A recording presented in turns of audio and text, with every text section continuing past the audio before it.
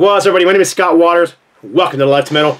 We're going to be doing a top 20 thrash metal comeback albums today. And what I mean by comeback albums is bands who broke up, went on hiatus, didn't put out an album for a long period of time. So 5 to 6, 7 years. If they didn't have a full-length studio album in that amount of time, then I would include their album if it made my list. Therefore, comeback albums. So a band like Flotsam and Jetsam wouldn't count because Flotsam pretty much has been together and continued putting out albums throughout their entire career. Same with like a band like Overkill, who's put out a ton of great albums, but they never really broke up. Even though some might say, hey, they had a bad album here and this next album was fantastic, it was a comeback album. Yes, it was, but that's not what I'm talking about here. What I'm talking about here is bands that either broke up and reformed, went on hiatus, or just for whatever reason didn't release an album for a long period of time. A lot of thrash metal bands, as you'll see from this list, kind of fizzled out, broke up, dissolved, in the late 80s, early 90s, and then came back with some fantastic records down the road. So I'm going to get right into this. First up, and I just happen to be wearing the shirt, this band, but this is Sacrifice, and this is The Ones I Condemn from 2009, I believe. I actually did my homework on this video and looked up the years, which is shocking. I usually just do these things from the hip, but I did do it because I wanted to know, okay, what was the year of the last album? And on this one here, it would be Apocalypse Inside from 1993, and then they didn't release this album until 2009. This thing is fantastic, progressive thrash metal, just a great album from Sacrifice. So if you're into, I'm sure if you're into Sacrifice, you have this album because it's just that good. To me, it's easily as good as the stuff they did early on. Now, some may disagree with me, and I know, some thrash metal purists really don't like anything bands do after the 80s, but for me, Sacrifice is a band I love. I thought Apocalypse Inside was fantastic. It's one of my favorite albums from them, and I thought this was a great comeback album, almost like they had never broke up, and they just came back and released this one next. It's just that good, in my opinion. So that kind of gives you the idea of what I'm talking about here when it comes to comeback albums. Next up is, I don't have this one on vinyl. It's one of the few from this band I don't have on vinyl, although I will take it out of the sleeve so it's not... There. This is Death Angel. This is Art of Dying from 2004. Their album before this was Act 3. That was the last studio album from 1990. Great comeback album, great thrash metal. I don't know that this is my favorite because they've released, what, 4 or 5 albums since this one, and they've released some great stuff. I've seen them live several times, and they're just fantastic. So I'm glad they came back. Now, again, this is another band. They released their last studio album in 1990. They went on to release a few more albums in the 90s under a different name, with a different sound, so I don't count that. But as Death Angel, this is a fantastic comeback album. The Art of Dying from 2000, I did write it down, 2009. Alright, next up, we got, one of those Bay Area bands. This is Heathen. Their last album was Victims of Deception from 1991. And they disappeared off the face of the earth. They did have an album called Recovered that came out in between the two, but Recovered was not a studio album. It was a bunch of cover songs and a bunch of demos on there. It was kind of a compilation of odd material. It's cool, but it wasn't really a comeback album because it wasn't a studio album. This, however, is a fantastic comeback album in my opinion. Everything from the artwork to the music is great on this thing. Fantastic release from Bay Area band Heathen, and there's a lot of these. It's amazing how many of these bands are from California, but they're not all Bay Area. Bay Area gets a lot of credit for thrash metal, but honestly, I think a lot of thrash metal was born in LA as well. So regardless, this band is one of the Bay Area bands. So that's Heathen. And next up, we've got, and I did make a list too, so I didn't forget any. All right, oddly enough, this is the same cover artist who did the Sacrifice cover that you saw a little while ago, but this is Believer. Now, their last album was called Dimensions in 1993. They disappeared for a long time, came back and delivered this fantastic release. Now, they did get, with each album, they got a little more experimental, they get a little more proggy, not unlike, say, Voivod. But in this case, Believer, this album is thrash. There's a lot of great thrash metal on here. The only really weird where they get kind of experimental and proggy is actually on this as a 2-album set. Is on side D, and then they start getting a little odd towards the end with some of the stuff on the end. There's a song on here called Circus that's 29 seconds long. Coordinates 24 seconds long, and the song Freedom at the end is a bit odd. But other tracks on here. Medtone, A Moment of Prime, Stoned, Redshift, History of Decline. This is all great metal from Deliver. So if you like the stuff they did on the Roadrunner label back in the day, this one's well worth picking up. And it just got released on vinyl, I think, what, last year? Let's see, 2022.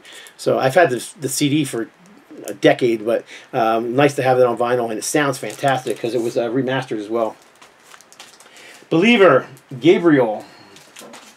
Next up, this is one of my favorites. I mean, if I actually was putting these in order, this would be my top 5. I love this album so much. To me, this is the best album they've ever done. And I love this band. They've done a lot of great albums, but this is Hyrax. This is Heathen, of course, who is the main man in Hyrax. He's the vocalist. And but this particular album is probably my favorite lineup as well. It's got Angelo Espino on bass, Glenn Rogers on guitar, and Dave Watson on guitar as well. Those two guys are really cool. They've been in a lot of other LA bands, Heretic, Steel Vengeance, among others. And let's see, you've got Jorge Icabelis on drums, who is now playing with Glenn Rogers in a band called Primal. So yeah, this is a great album. I love this thing. Most of the material on here was written by Glenn Rogers, with the exception of, I think, one song, El Diablo Negro, which was from, they did have an EP that came out, so let's see came out, what year does it come out? I wrote it down here.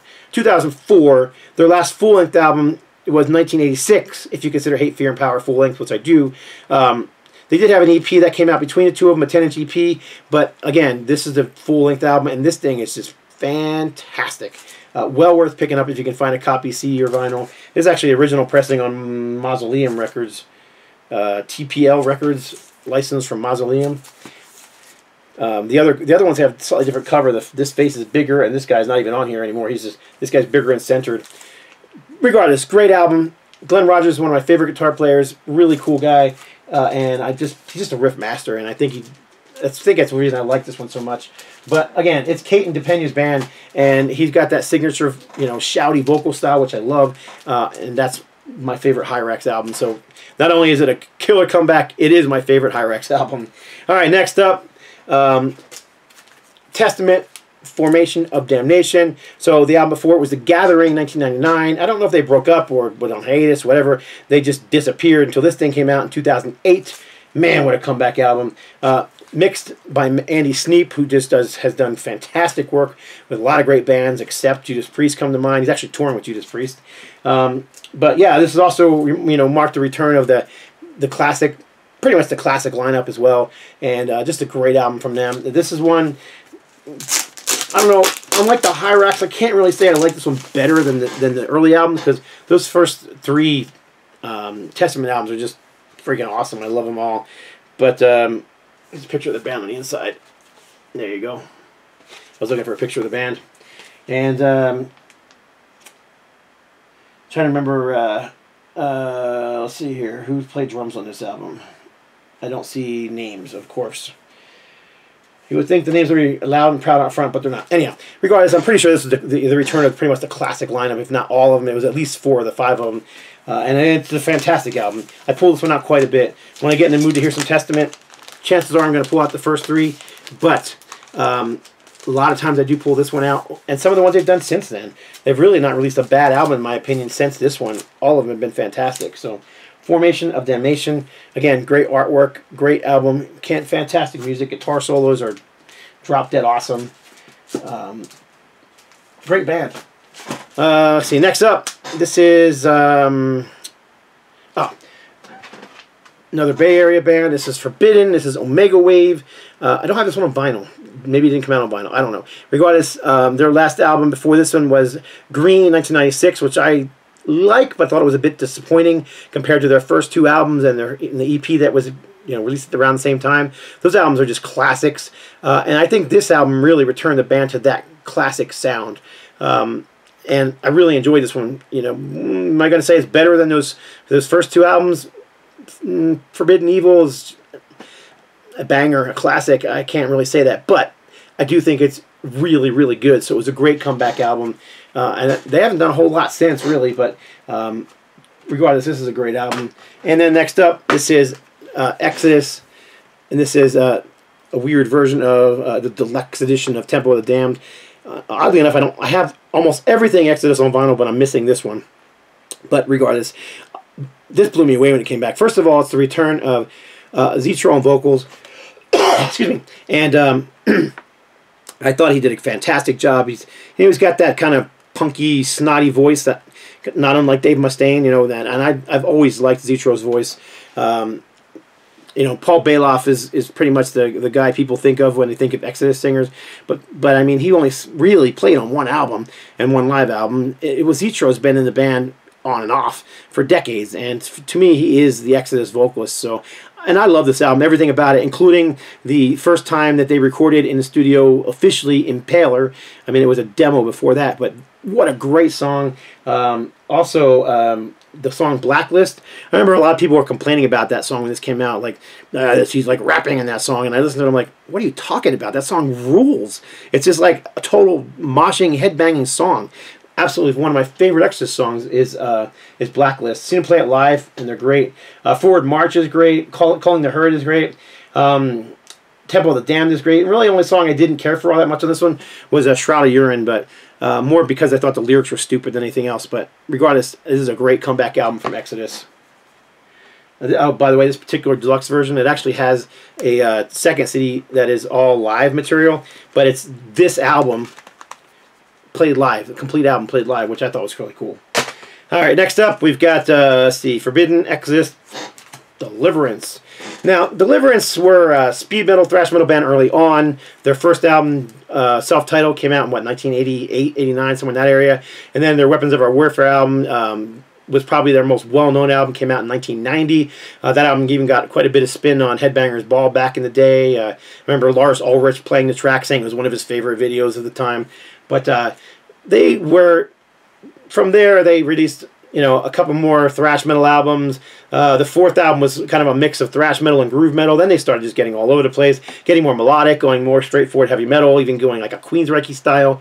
But this was a return to thrash. This album came out in 2018, and the album that came out before this was Hear What I Say, which came out in 2013, so 5 years. So this one barely makes the cut, but it's such a great album. I really like it. All the songs are short, they're fast, I mean, this is thrash metal. Glenn Rogers, who also played in on that Hyrax album, also plays on this. Of course, Jimmy Brown is the main man behind the band, and but all the leads are by Glenn, all the rhythms are by Jimmy, and I think Jimmy did all the songwriting on this particular album. Love the album artwork as well, and it's just a great comeback album from Deliverance.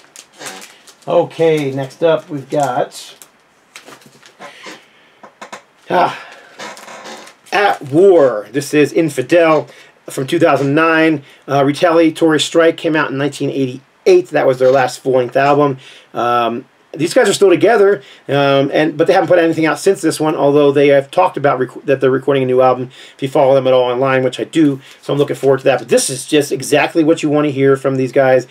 I mean, just balls to the wall, thrash metal, you know, themes of war and politics and that kind of thing. That's what they've always dealt with. And that's what they deal with here as well. And I love this album cover. I just love that, the look of all the you know, I guess those are militants in the background. Then you've got the one guy standing there with his arms all up, the infidel, standing up to the hordes, to the masses. Very cool. Great album. Like I said, I love At War to begin with. But another one, do I think it's better than their first two full-length albums? I don't know. I do really like it. It's hard to get over nostalgia when you know some of these bands you've liked since you were young. It's hard to get over that nostalgia, so it's hard to say that I like it better than, you know, the early stuff from the 80s. But like I said, it is a great comeback album, worthy of being in any thrash metal fan's collection. All right, this next one only put out one album in 1989 and then disappeared. And I actually discovered them not through their album. I bought the album. It was a compilation, a live compilation with Death. and Raven and Dark Angel and Faith or Fear, and it was Ultimate Revenge 2, and that's how I discovered this band. And soon after I bought the CD of the album, and now I have the vinyl and the cassette, and I got a couple of different pressings. I really liked this, the first Faith or Fear album, which was called Punishment Area. It came out in 1989, but this is their Instruments of Death album that came out in 2009. So Punishment Area is 1989. This came out in 2009. So you've got a couple decades in there between albums. But this thing honestly sounds like it could have been the follow-up, 1990, to Punishment Area. Is it? No. Like I said, decades in between the albums, but still fantastic stuff. Now maybe the songs were written back then and they didn't get recorded until now. I don't know. I can't tell you. I've never talked to these guys, but regardless, if you're into that Faith or Fear album, this one's worth looking for. And they put another album out after this one too as well, but it's only available on CD. Excuse me. All right, this one's from the UK. These guys were kind of always, like a lot of thrash bands, you know, they mix traditional heavy metal with the speed and angst of punk. And these guys kind of had... They had a lot of like punk influence, but they also had a lot of joking in their music. But this is Acid Rain. So their last album was Obnoxious from 1990, and this album was from 2019. It was in my top 5, I believe, for 2019, and I just liked it that much. Now, it doesn't sound like their old albums. It doesn't have that same silliness to joking around. This is a more serious, you know, thrash album, and I've heard people criticize it because of that, because it doesn't sound like the old stuff. But to me, this is just great thrash metal. I mean, if you like, you know, that machine gun riffing, you know, hammer to your brain speed, this thing is right there, and it's fantastic. It's got memorable songs. It's got great production. It's got killer artwork. There's just nothing about this I don't like, so I don't understand the disdain that some people have for this album. I personally think it's fantastic. UK thrash metal, Acid Rain. Sticking with the UK, Eccentrics. This was Bury the Pain from 2019. The album Scourge was their last studio album from 1996, I believe it was. And that album was okay. This album is far better, in my opinion. Is it better than their, you know, their first two albums? Hard to say. I do know that when I got this one, though, it got a lot of play, and it made my top 20 for the year. So, fantastic album from these guys. Fantastic return after they had broken up and reformed. So, Eccentrics, Bury the Pain. These guys also released an album just last year that was really good as well, and also made my top 20. The only band from the Big Four that made my list, Anthrax. Why no Metallica? Why no Slayer? Why no Megadeth? Well, Megadeth never really broke up. I mean, they did have the time where they claimed they broke up when Dave had the, you know, his hand injury or whatever. But there was no 5-6 year gap between albums, unlike Anthrax. Metallica, same thing. I mean, they had gaps, but they had gaps between every album. They never really broke up. They continued recording material, and for that matter, they didn't really stay thrash. Or speed metal even, you know, they were just playing straightforward metal, or even some people call it hard rock. I just say they were more metal. But yeah, they never, and then Slayer, again, they never really broke up, and there was no huge gap between releases. They just kept playing, recording music, and touring. Anthrax, however, did, I don't know, go on hiatus for quite a while, because before this, the only studio album they had out was We Have Come For You All, which came out in 2003. Now, Worship Music, with this one, came out in 2011, so that's a big gap. Now, there was some other recordings in between there. They re-recorded some old tracks. They did a bunch of stuff, but I think this is a great return to form. I actually think the album that follows this one is actually even better than this one, but Worship Music was a great return. The Devil You Know was the and Fight Him If You Can't, Fight Him Till You Can't are the two tracks that are probably the most well known on here. I heard somebody reviewing this album, oddly enough, like a couple weeks ago, and they were saying this is like not a thrash album, just a hard rock album. I don't know what the heck they're listening to. I mean, at the least, this is a great metal album, but to me, it sounds like classic Anthrax. It's got the speed. It's not all speed for speed's sake, but it's got the speed. It's got the, you know, those killer Scott Ian riffs. Charlie Benante is one of the greatest thrash drummers ever, in my opinion, and this is a great return to form.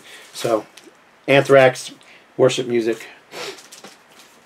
I just saw this band last weekend live, and wow, they were fantastic. They played one or two new songs from their upcoming album that they're putting out soon, but this is Evil Dead, United States of Anarchy from 2020. The last full-length album before this one, Underworld, 1991. But this pretty much was the return of the original band. With, I think the only person in the band who wasn't from the original first EP that they released was their bass player. Everybody else, original members. But of course, who's your main man here? This is, of course, I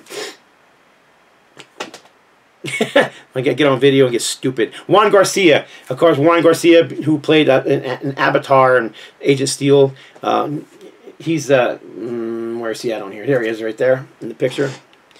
I got to meet him, talk to him. Matter of fact, I got to meet the whole band, and they were all really nice guys. As you can see, my cover's autographed. So this record will be making a comeback in another video when I talk about that trip I made to Los Angeles to see Evil Dead and Dark Angel play. But this is a great return to form. This might be my favorite from them. That's hard to say because I really love those albums they did in the early 90s. But Underworld is, I don't know, both those albums are fantastic, and I love the EP they released as well. But yeah, I really like this thing. I played this thing over and over and over again, and then hearing him play a bunch of this stuff live, this was fantastic. So anyhow, Evil Dead, United States of Anarchy, they have a new album coming out as well. It's also interesting that I think at least 2, if not 3 of these guys also play in the LA thrash band Anger is Art, who have a new album coming out too, with Steve Gaines from Avatar Bloodlust fame. So that's something else to look out for. All right, where are we at? We got 1, 2, 3, 4 more to go. So this is Powermad, and this is Infinite from 2015. Before that, it was Breaking Point from 1988, and excuse me, that was the only full length they released. They released the an EP before that, Breaking Point, and then kind of disappeared. They came back with this monster of an album, much heavier than the first 2 albums. Where those albums, most people would call them speed metal because they were, high soaring, clean vocals, and even pushing like U.S. power metal at times. And this was just brutal and heavy and really, really great album. Killer packaging. The cover is probably doesn't look all that great on the screen because it's dark, but it's a great cover, and the packaging on this thing is superb. The guitar tones are brutal. The production is great. Love this album. Probably one of the more underrated bands in this list that I'm showing. So back to LA again. Like I said, I think there's a lot of great bands that came out of LA. You hear all these Bay Area bands, Metallica, Megadeth, Slayer. Metallica, Megadeth, and Slayer all came from LA and moved out to the Bay Area. And then you had bands like Hyrax and Heretic. Now, this was only the second full-length album, but it returned with their original vocalist from the first EP. And this was 1980. I wrote it down. Let me just look instead of guessing. 88. Breaking Point came out in 1988. And then Mike Howe was the singer of that band, went on to sing for Metal Church. And the rest of the band went on to join Reverend. While Heretic reunited on this album, oddly enough, here comes Glenn Rogers again. This is now the 3rd album that I've mentioned him on. Glenn Rogers does some of the writing on here, but it's mostly original members. So you got Julian Mendez on vocals, who was in the original band, but you also got Angelo Espino on here, who also played on that Hyrax album I showed earlier with Glenn Rogers. So you got two of the members from New Age of Terror on this Heretic album. And frankly, I love this Heretic album. It's hard to say it's my favorite, but it ranks up there. I really think it's a great album. It just came out on vinyl, I don't know, about 5 years ago, maybe 4 years ago. I'm looking for a year on the back, and I don't see one. But yeah, it's fantastic. It's more than, it's not like, when you think of thrash metal, you think, Creator, the heavier stuff, Creator, Slayer, Dark Angel,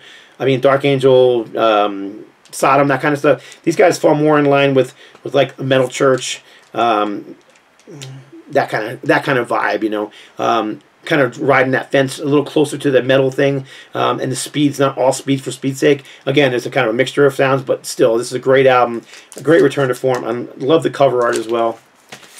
Some cool photos of the band on the back. They have released a 2nd album after this one, and they are recording their 3rd album since they reformed, which will be coming out probably, I'm hoping, in 2023 this year. This band is interesting. This is Viking. Love their stuff. The Man of Straw album came out in '89, which is still my favorite album from them. I love Man of Straw. But they only released 2 albums, and then the band kind of fizzled because a couple of the members ended up in Dark Angel, especially main man here, Ron Daniel Erickson. That's him right there. So, oddly enough, this album here has Mike Gonzalez, a.k.a. Gonzo